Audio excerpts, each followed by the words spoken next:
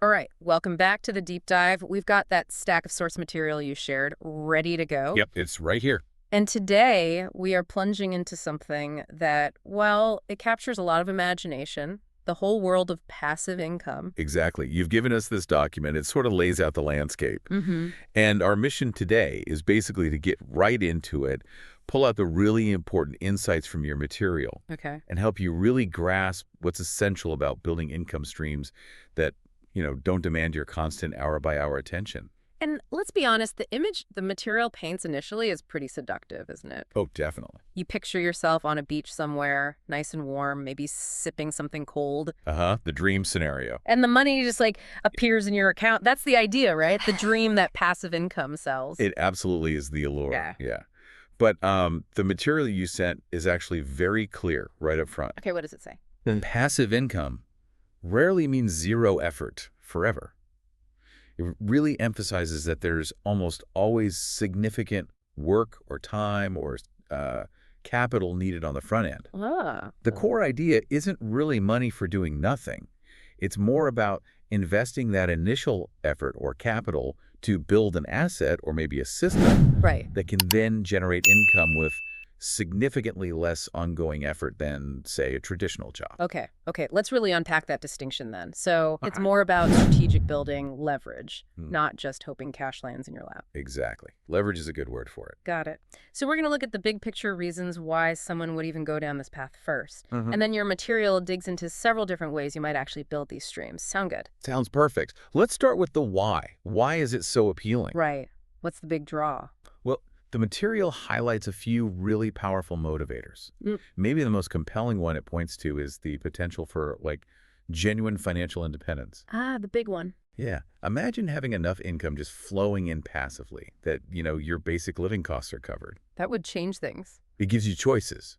Choices about your career, your time, where you live. Mm. It's fundamentally about gaining that freedom, to design your life on your own terms. That sense of control is huge, isn't it? And it connects directly to another key benefit mentioned in the material, diversifying your income. Oh, absolutely crucial. Relying just on one paycheck can feel incredibly vulnerable, right? Especially with, well, economic uncertainty always kind of lurking. Totally. So having income streams that aren't tied just to your main job means you're spreading that risk out. The material gives this really relatable example. Yeah. Someone with a full-time job who also invested in some real estate and dividend stocks, their financial stability isn't just resting on one single thing failing. That's such a key layer of security. Yeah. And another major draw the material talks about is time freedom. Right. Getting your time back. Exactly.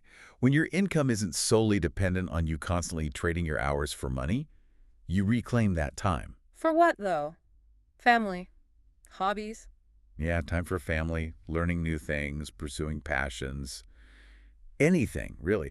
Think about the example from the material, the freelance graphic designer Uh-huh. who created online courses about their skills. They still do their client work, but now they also earn money when people access those courses anytime, anywhere, Ah, so income generated while they might be doing something else entirely, like sleeping? potentially. Yeah. That's the system working while you're not actively working on it in that moment. Nice. The material also touches on the potential for scaling, right? Yes, that's a big one. Right. Once you've built that asset or system successfully, like, say, a popular online course, Mm-hmm. adding more students often doesn't proportionally increase your workload in the same way. Or think about a rental property. Its market value might appreciate significantly over time, increasing your overall wealth and potential returns. Okay, that makes sense. Scaling potential. And what's particularly insightful from the material, I thought, is that pursuing passive income isn't just a financial play. It often demands and kind of fosters personal growth. How so? Well, it points out that you inevitably end up learning new skills, right? Whether that's understanding financial markets, managing property, mastering digital marketing, or, getting good at Ah, e-commerce. so you're learning by doing. Exactly. This journey isn't just about accumulating wealth. It's also about expanding your knowledge base, your capabilities, Mm-hmm. which can then open even more doors down the line. So, okay. The promise is liberation, leverage. Sounds great. But the material really roots it in the reality that it demands careful research, strategy, and crucially significant initial effort. Hmm. It's definitely not presented as a shortcut to never working again. Precisely. That's the key takeaway before we even look at the methods. Yeah. And with that understanding firmly in place, let's explore some of the specific paths your material walks us through. Okay. The first one we hit is investing in dividend-paying stocks. All right, let's dive into this one. Dividend stocks. So the material explains these are basically shares in companies Uh-huh. that share a slice of their profits back with shareholders, usually, every quarter? That's the common rhythm, yeah. Yeah. Every quarter, usually. So you essentially get paid just for owning a piece of that company. Like a little bonus just for holding the stock. Exactly. Mm. It's like getting a regular cash bonus on top of any potential increase in the stock's actual value itself. The material uses some familiar examples like Coca-Cola, Right. illustrating that owning their stock can mean getting a payment every 3 months. Okay. And the material highlights a few key aspects of why these are attractive. There's this idea of reliability. Mm-hmm. Often, companies that consistently pay and grow dividends are pretty well-established, stable businesses. Generally, yes. There's growth potential, too. You get the dividend, sure, but the stock price itself can also go up. 2 potential ways to win. And it can offer a bit of a hedge against inflation, right? Dividends from strong companies might rise over time, helping your passive income keep pace. That's a really important long-term consideration. And this is crucial, simply buying any old stock that pays a dividend isn't the strategy the material recommends. Right. There's more to it. Yeah, it raises a key question. How do you actually identify the companies most likely to provide reliable and hopefully growing dividends? Okay, so what are the signs? What does the material say to look for? That's where specific criteria come in. It talks about looking at the dividend yield, that's the annual dividend compared to the stock price. Okay. Yield. High yield sounds good. Well, it might seem appealing, but the material cautions you there. A really high yield could actually be a red flag. Oh, how so? It could signal trouble to the company. Maybe the price has dropped a lot for a bad reason, making the yield look artificially high, Okay. So watch out for yields that look too good to be true. Exactly. That's a critical warning. Then you need to look at something called the payout ratio. Payout ratio. What's that? It's basically what percentage of the company's profits is being paid out as dividends. Yeah. The material suggests keeping an eye out for ratios, say, below 60%, Why below 60%? because that indicates the company is actually keeping enough profit to reinvest back into the business for future growth, Ah, so they're not just giving it all away. They're growing the company too. which is essential for long-term stability and hopefully future dividend increases. Makes sense. And consistency matters too, right? Has the company not just paid dividends, but consistently increased them? Year after year, yes. Yeah. The material points to groups like the dividend aristocrats as examples of financial strength because they have that track record. Okay. You also need to consider the industry. Like utilities might offer more stable dividends typically than maybe rapidly changing tech companies. Right. Different sectors, different characteristics. And don't forget the overall growth potential beyond just the dividend. You ideally want a company whose actual market value has the potential to increase over time as well. So dividend and growth. Ideally, yes. And finally, and this is emphasized really strongly, diversify. Don't put all your eggs in one basket. Exactly. Don't tie up all your capital in just one stock or even just one industry. Spread it around. Yeah, the material uses a good example of balancing there, like maybe mixing some established consumer staples, Procter & Gamble maybe, for steadier dividends, with potentially higher growth tech, like Apple, which also pays a dividend now. So you get a blend of stability and growth exposure. It's all about building a resilient income stream, not one that relies on a single company's fortunes. Okay, that makes a lot of sense for dividend stocks.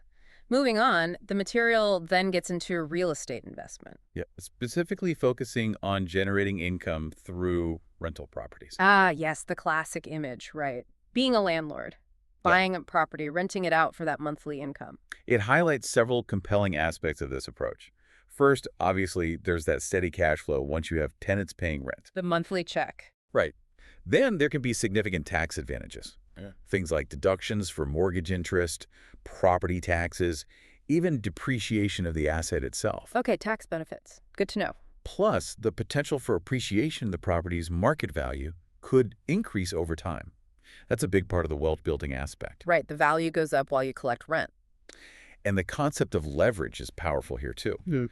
Using borrowed money, a mortgage, to control a large asset and potentially achieve higher returns on your actual invested capital. Yeah, the material grounds this with that story of Emily and Jake. Remember them? I do, the duplex example. Yeah, they bought a duplex, lived in one half themselves, which helped cover their own housing costs, Sorry, bro. and rented out the other side. That generated cash flow that helped cover the mortgage and then some. It makes it very tangible. Just a great illustration. What's really driven home in the material, though, is that while the income stream can become passive eventually, There's the catch. the management aspect requires real diligence. It's not totally hands-off usually. So what does good management look like according to the source? Well, it offers some essential points. Key among them: understand your local market inside and out. Like rent rates, vacancy rates. Exactly. Yeah. What are typical rents? What's the vacancy rate like? What are the trends? You need that info. And then screening tenants thoroughly. Background checks, credit checks. Absolutely. Minimize your risk, ensure reliable income, and consistent property maintenance isn't optional. Prompt repairs, regular inspections that keeps tenants happy and protects your investment. Right, I gotta keep the place up. The material suggests leveraging technology too. Property management software can simplify rent collection, expense tracking, communication, makes life easier. Okay. Crucially, you must know the specific landlord-tenant laws in your area. That's vital to avoid legal headaches. Yeah, I don't want to mess that up. And if the hands-on work just becomes too much, while it does add cost, professional property management is presented as a valid option. That can shift the effort balance significantly more towards the passive side. Makes sense.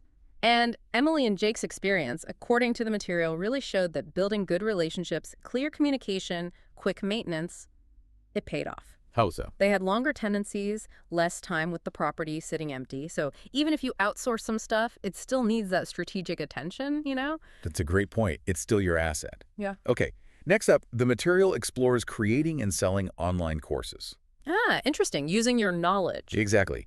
It points to the massive and, frankly, still growing e-learning industry as fertile ground for turning your expertise into a passive income stream. Okay, but where do you even start? The material must give some guidance there. Oh, yeah. The absolutely critical first step highlighted is choosing a profitable niche. Niche. Okay. You need to find an audience that is actively looking for the specific knowledge you can offer. You can't just teach anything. So how do you find that niche? The strategies mentioned involve a bit of introspection. What are you genuinely knowledgeable about, passionate about? Right. Start with yourself. Then, market research. Using tools to see what people are actually searching for online. Analyzing the competition, what's already out there. How can you be different or better? Okay, see what others are doing. Getting feedback directly from people who might be your potential students is huge. And importantly, focus on solving a specific problem. Courses that teach a tangible skill or provide a clear solution tend to do well. Yeah, the material gives that great example, Sarah, the personal trainer. Right. She didn't just make a generic get fit course. No, she focused specifically on online yoga courses for busy professionals needing stress relief. Exactly. She identified a clear need, targeted her content, and that really contributed to her success, according to the source. Smart. Okay, so you've nailed down your niche and topic. What's next? Where do you actually sell the course? Good question. The material discusses the platforms where to host and sell. Okay, like what? It runs through several popular ones. Teachable is mentioned for being user-friendly, letting you build your own brand strongly. Udemy offers these massive built-in audiences, but they take a bigger cut of the sales and have limits on pricing. Kratos there. Thinkific is another. Gives you more control over your brand and the student experience. Kajabi is presented as more of an all-in-one solution course hosting, plus marketing and sales tools built in. Wow, lots of options. And then there are marketplace options too, like Coursera or Skillshare. They offer exposure, but they usually have stricter requirements to even get listed. So choosing the right platform is pretty key then. It really is. It impacts everything from how you upload content, how you interact with students, how you market the course. It's a big decision. And then, obviously, you have to actually make the course content good. Naturally. Designing the course itself requires thoughtful effort. Engaging videos, well-written scripts, maybe supplementary materials like worksheets, ways to make it interactive. Okay. So you take your expertise, build a structured learning experience, pick the right delivery system, and boom, you've built an asset that can generate income once that initial creation work is done. That's the idea. Now, the material then introduces something a bit different. Peer-to-peer lending, P2P. P2P lending. Okay, what's the gist? This is essentially individuals lending money directly to other individuals or maybe small businesses through online platforms. It cuts out the traditional bank as the middleman. So it's like a marketplace, connecting lenders and borrowers. Exactly. Connecting people who need funds with people who are looking for potentially higher returns on their money than, traditional savings options offer these days. Right, savings accounts aren't paying much. The material names several platforms, Lending Club, Prosper, Funding Circle, are mentioned, each with slightly different focuses or approaches. Okay. And the appeal is higher returns. That's the main draw, yes. What's immediately apparent is the potential for attractive returns compared to, say, a low-yield savings account. However, There's always a however, isn't there? always, the material is very clear that this comes with distinct risks, and it immediately pivots to how you might mitigate those risks. This is crucial insight. Okay, risk mitigation. Absolutely. The most emphasized point by far is diversification. That again, spread the risk. You got it. The material stresses you should spread your investment across many different loans rather than putting a large chunk into just one or a few. Makes sense. Don't back just one horse. You also need to review the borrower profiles carefully. Pay attention to their credit scores, income stability, the stated purpose of the loan. Do your homework on who you're lending to. Okay, vet the borrowers. And this connects to choosing the right risk grade. Platforms assign risk ratings to these loans. Higher risk loans might promise higher returns, But they also have a greater chance of default. Someone might not pay you back. ouch. So the material implies finding a balance that aligns with your comfort level with risk is really key. Right, how much risk can you stomach? Staying aware of broader economic conditions is also important. Like if there's a recession, default rates might go up across the board. Yeah, external factors matter. The material does highlight how platforms often offer tools to help with this, like automatic investing features. Oh, how do they work? They can help you automatically diversify across hundreds, maybe even thousands, of tiny loan portions very efficiently. Technology helping spread the risk. And always have an emergency fund set aside. Defaults can happen, and you need liquidity outside of these investments. Good reminder, don't invest money you can't afford to lose. Precisely. There's actually a cautionary tale in the material about a guy named John. Oh, yeah. What happened? He initially put a significant amount into just one high-risk loan, chasing that high return, Uh-oh. and lost it when the borrower defaulted. He learned the hard way about the importance of diversifying across many smaller loans to stabilize potential earnings. Oof. Yeah, that example really underscores the risk, doesn't it? It makes you think carefully about how comfortable you are with lending directly, even with platforms trying to help vet people. It definitely requires a certain risk tolerance. Okay, shifting gears again. The next avenue explored is affiliate marketing. Affiliate marketing. Okay, this is where you promote other people's stuff, right? Yeah. Exactly. You promote other companies' products or services. You get a unique tracking link. And if someone clicks that link and ends up making a purchase, you earn commission. The material frames it as a potential win-win. Win for the company, win for you. How does it work in practice?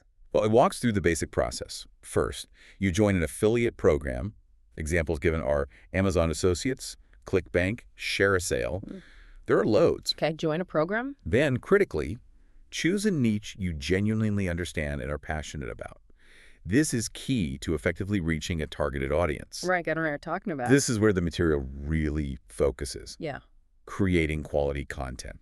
Content like blog posts, videos. Exactly. Blog posts, videos, product reviews, content that provides real value to your audience. Then you integrate your unique affiliate links naturally within that content. Naturally being the key word, I guess, not just spamming links. Absolutely. Making sure they feel like helpful recommendations Right. rather than just blatant ads. Okay, create good content, add links smartly. Then what? Then you need to drive people to that content. Get eyeballs on it. How? The material talks about leveraging social media, building an email list, which is often very effective, and using search engine optimization, SEO. So people find your stuff on Google. Exactly. So people can find your content when they're searching online for information related to those products. The example of the home chef was good here. Yeah, sharing recipes they love, and then linking to the specific kitchen tools they actually use in those recipes. It feels helpful, not pushy. That's the goal. Yeah. It's helpful content with integrated, relevant recommendations. So once you're set up, how do you actually make decent money? The material must have tips for that. It does. It offers strategies for maximizing earnings. Things like choosing affiliate programs with good commission rates Makes sense. and products that truly resonate with your specific audience. Don't just promote anything. Right. Authenticity matters. Building an email list is emphasized again as a powerful way to directly reach engaged people who trust you. Okay, email list is key. Staying updated on trends in your niche keeps your content relevant. Experimenting with different content formats and promotional strategies. Like videos versus text? Yeah, maybe videos work better for demonstrating certain products than written reviews, or vice versa. You have to test things. Okay. Building trust with your audience is paramount. People buy based on recommendations from sources they trust. True. And continuously educating yourself is key because the world of online marketing is always evolving. Yeah, things change fast online. The story of Mark, the affiliate marketer in The Source, he adapted by switching niches, right? From tech gadgets to home improvement tools because that's what his audience was actually responding to. That highlights the need for flexibility, yeah. Pay attention to what works, what your audience wants. Adaptability. Got it. Okay, our final deep dive from your material The last one. is into writing and self-publishing ebooks. Right. Taking your expertise, maybe your stories, your creativity, and packaging it into a digital product people can buy. Seems straightforward, but where's the smart starting point here, according to the material? It suggests identifying popular ebook genres where there's already a proven readership. Like what kind of genres? Think self-help, business advice, specific types of fiction like romance or thrillers, health guides, tech how-tos. Tapping into these existing markets gives you a better chance of finding an audience ready to buy. Okay. Don't invent a market, find one. That's often a good starting point. The material uses Jane, the travel enthusiast, as an example. Yeah, what did she do? She wrote an ebook that wasn't just a dry travel guide. It blended her personal stories with practical tips about less visited destinations. Ah, so it had personality. Exactly. That combination resonated with other travelers who were looking for unique experiences, not just the same old stuff. Okay, find a niche, write something valuable. What about actually getting it published? Well, a major shift highlighted by the material is the power of self-publishing platforms. You don't necessarily need a traditional publisher anymore. Right, you can do it yourself. Where Amazon Kindle Direct Publishing, KDP, is presented as, well, the dominant player. Huge readership access, potentially high royalties. Okay, Amazon's the big one. Any others? Yeah, others like Snackwords and Draft2 Digital are mentioned. They distribute your book more widely to other retailers, Barnes & Noble, Apple Books, etc. And Kobo Writing Life is good for international markets. So you have choices for distribution, but just putting it up isn't enough, right? People need to find it. Marketing. Marketing is crucial, yes. The material suggests leveraging social media share excerpts, maybe behind-the-scenes stuff, visuals related to your book. Get people interested. Building an author website gives you a home base, a way to connect directly with readers, maybe to a blog. Engaging with book bloggers and influencers in your genre. Get reviews. Yeah, getting reviews from them can provide really valuable visibility. Makes sense. Email marketing comes up again here too. Offer a free chapter maybe, or some related resource in exchange for an email address. Build that direct connection again. Build that list, yeah. So you can directly notify interested readers about new books or promotions. And for those willing to invest a bit, Paid ads? paid advertising on platforms like Amazon itself or Facebook can help you target potential readers who are likely interested in your specific topic or genre. Okay. Lots of marketing levers to pull. The materials example of Sam. The business ebook author. Yeah. He used a mix, didn't he? Social media, his website, reaching out to bloggers. Right, a multi-pronged approach. Yeah. And according to the source, that helped him get initial traction and reviews, which then fueled more sales organically. So it builds momentum. Hopefully, yes. Wow. Okay, we've really navigated quite the range of avenues from your source material here. We really have, from tapping into financial markets, stocks, real estate, to leveraging expertise with online courses and ebooks, Yeah. and even getting into lending and marketing with P2P and affiliate models. It's a diverse landscape. It really is, all under that big umbrella of passive income. But, as the material consistently emphasized, didn't it?